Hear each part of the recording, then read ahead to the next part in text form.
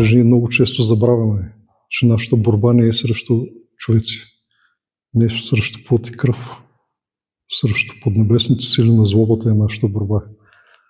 Към тях трябва да е насочен нашия гняв, а не към човеците. Тоест Антоний Велики това изрично го отбелязва. Ти ако мразиш брата, тогава си вредиш на тебе си. А когато мразиш бесовете, тогава има полза за тебе. И затова нека да сме внимателни и да се стремим да бъдат чисти сърцата ни от злоба, от непростителност, от злопамество. Понеже с тия първомъченик и архидиакон Стефан го виждаме, че победи не с камъни, с прошка победи.